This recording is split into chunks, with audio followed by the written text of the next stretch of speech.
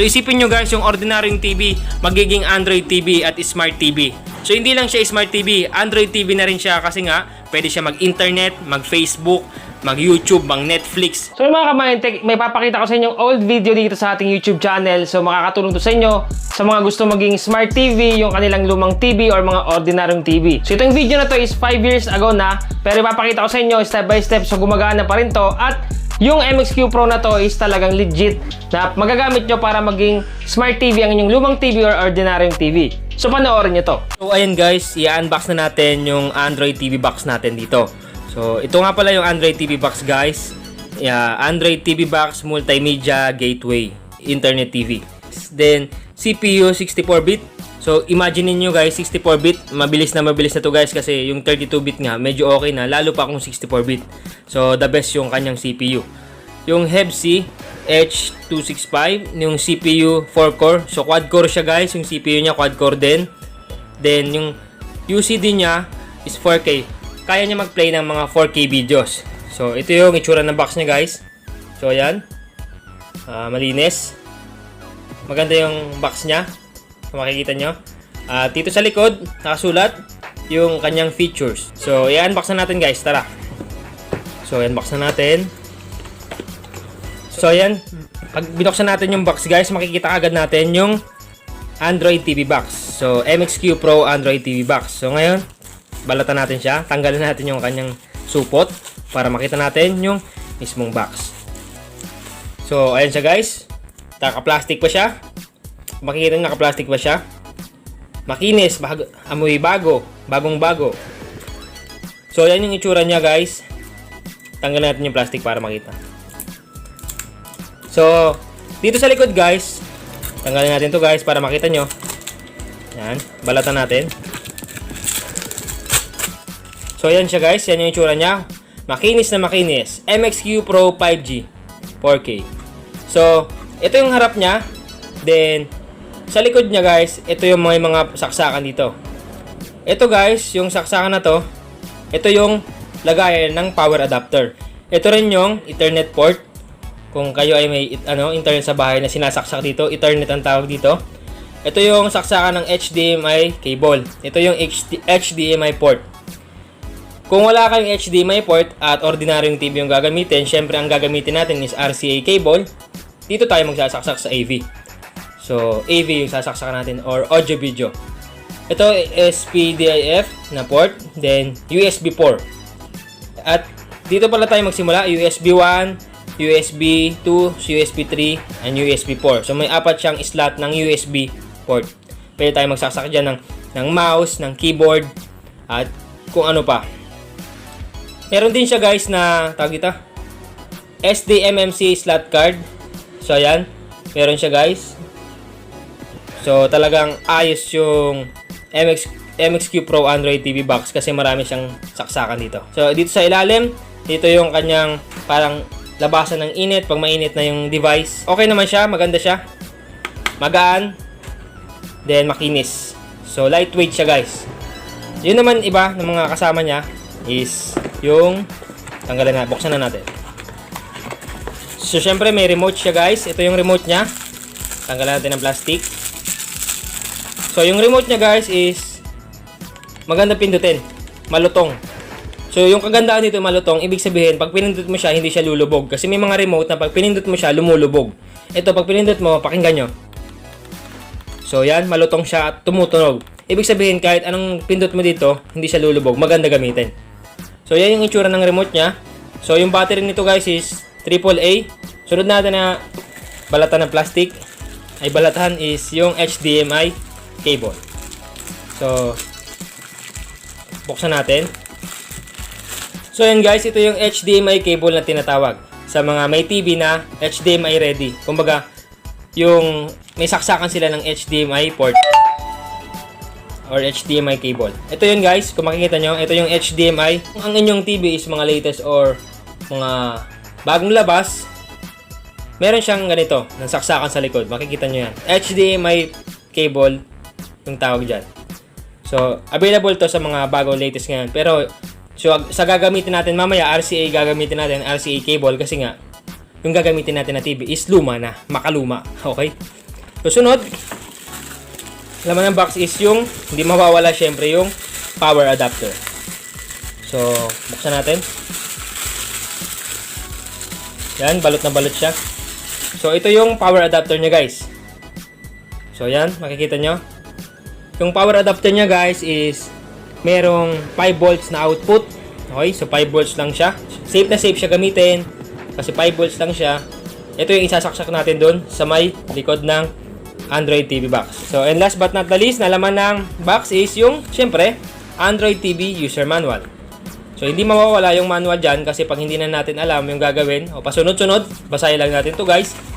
At automatic, malalaman natin kung ano yung mga dapat nating malaman. So, yan guys, yan yung TV namin. Lumang-luma na yan guys, yung dating TV pa yan. So, ito yung sinasabing TV na may likod. So, makikita nyo, yan yung likod niya. Yan. Pag ganito guys, ibig sabihin matagal na. Mga old version to na TV. So, kung makikita nyo, yung port niya guys is dalawa lang. Yung kulay puti at kulay dilaw. Itong kulay puti guys, yan yung sa audio. Yung kulay dilaw, yan. Hindi na masyadong dilaw kasi sa sobrang luma na. Yan yung dilaw, yan yung video. Kumbaga audio video. Yan yung gagamitin natin guys sa salpakan natin ng Android TV box na MXQ Pro. At gagawin nating Smart TV.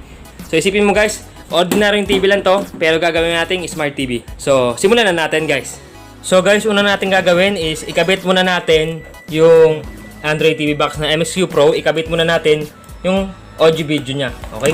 So, di ba kanina may HDMI na tinatawag HDMI cable? So, ang gagamitin natin dito, kasi yung TV namin is makaluma na. So, pag makaluma yung TV, ang gagamitin nating cable is yung RCA cable. So, ito yun guys. Ito yung RCA cable. Pakita ko sa inyo ha. So, yan yun. Ito yung RCA cable na tinatawag. Diba kung yung TV nyo is walang HDMI port at hindi pwede saksak yung HDMI cable, ito yung sasaksak natin. Ito yung audio video na tinatawag. May pula, may puti, may yellow.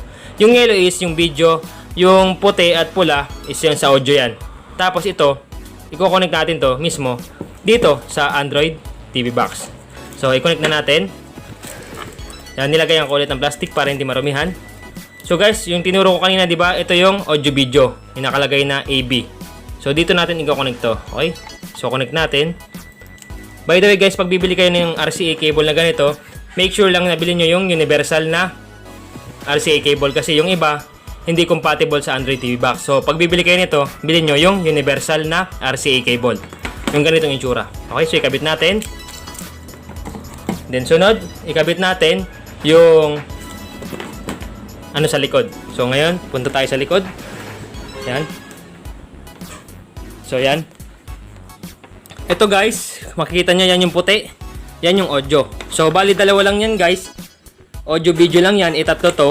Okay lang yan. Ang importante, makabit yung audio video. So ikabit muna natin yung puti kasi ito yung audio para may boses. Kabit natin.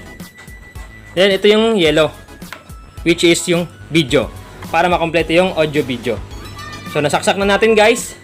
Sunod nating ilalagay guys is yung power adapter.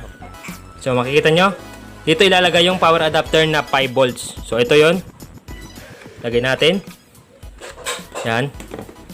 Then pag nalagay na natin, subukan na natin guys. Make sure lang na lagyan yung battery, yung remote AAA para magamit natin. So ngayon ipa-power on na natin. Saksak na natin. Saksak ko lang guys ha. So yan guys, nasaksak na natin yung TV na lumang TV namin at yung Android TV box. So buksan na natin yung TV. Yan. Then yung Android TV box is automatic magkukulay blue yan. Ibig sabihin naka-on na yan. So ngayon, lalabas yan yung ganyan. Pinutin lang natin yung TV AB. So sa audio video tayo. Yan, pinutin natin yan guys. Then pag napindot na natin yan, yan na yung lalabas. So kung makikita nyo, gumana siya. Then subukan natin na pagganahin yung Android TV box at kung ano ba yung laman nito. Meron na dyang YouTube, meron na dyang mga application, meron Play Store, pwede ka mag-download ng kahit anong games, pwede ka mag-download dyan ng kahit ano. Magkakaroon ka din dyan ng Facebook, kung gusto mo mag-open ng Facebook, pwede dyan. Panood ka na dyan ng mga cable channels na iba-iba, Facebook, YouTube, at kahit ano pa. So, yung ordinary TV natin is magiging Smart TV. So, isipin mo yon, yung lumang TV mo, pwede na mag-Facebook, mag-YouTube, mag-internet, at kahit ano pa guys, maaari mong gawin dito sa Android TV box na MXQ Pro 5G. So, ngayon subukan na natin guys, para maniwala kayo. Kailangan lang dito guys na meron kayong internet connection. Kung meron kayong wifi sa bahay nyo, mas better. Kung wala naman kayong wifi guys, basta may cellphone kayo na Android, meron dong tinatawag na wifi hotspot. So mag-hotspot kayo sa cellphone nyo. Then pag nag-hotspot kayo sa cellphone nyo, pwede kayo mag-connect sa cellphone at makakapanood kayo dito. Simulan na natin. So una natin kayo subukan yung YouTube. Papakita ko sa inyo yung mga features niya. Yan, YouTube. Pag clinic mo yung YouTube, yan. Automatic maglo-loading yan. So yan, makikita nyo. Hindi lang siya masyado malinaw sa camera kasi nga, nagre-reflect lang kasi sa camera yung brightness niya. Pero gumagana siya guys. So makikita nyo, ayan. Makakita na tayo ng mga YouTube. So, subukan natin i-search yung sa asawa ko, okay? So, ito pala yung YouTube channel ng asawa ko. Search natin. Sashmil Vlogs. So, yan. Try natin, guys. Para makita nyo. So, ayan, guys. Makikita nyo sa TV. Yan. Sinearch ko yung YouTube channel ng asawa ko. So, bago pa lang siya sa YouTube. Yan yung ano niya. Sashmil Vlogs. Subscribe nyo lang siya guys, mag-subscribe kayo sa kanya, supportan nyo yung aking asawa. At gumagawa siya ng mga videos na about sa ating physical at sa mga pagpaganda at mga tips kung paano kuminis yung balat, mga ganyan. Subscribe na lang ngayon sa kanya.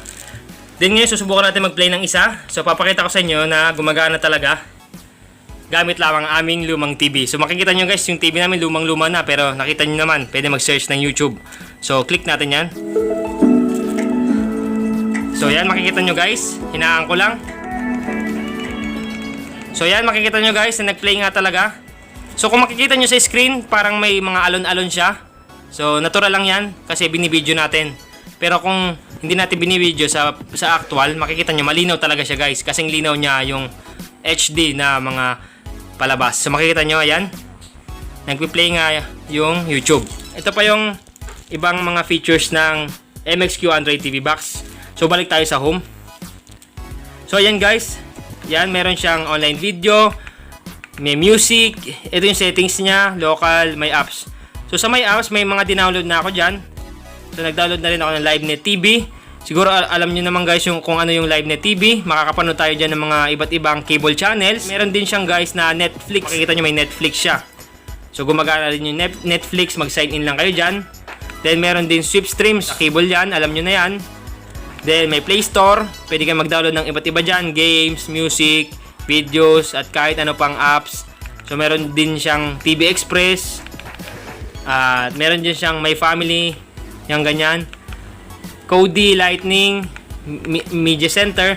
So isipin nyo guys, yung ordinaryong TV, magiging Android TV at Smart TV. So hindi lang siya Smart TV, Android TV na rin siya kasi nga, pwede siya mag-internet, mag-Facebook, mag-YouTube, mag-Netflix, sa Play Store, may Chrome siya, may Swift Streams.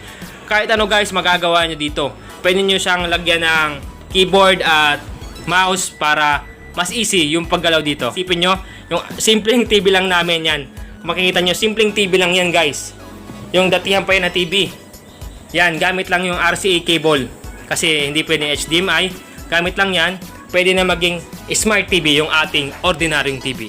So yun nga guys, yung mga ginawa ko guys para maging Smart TV yung aming lumang TV. Gumamit lang tayo ng MXQ Pro 5G na Android TV box.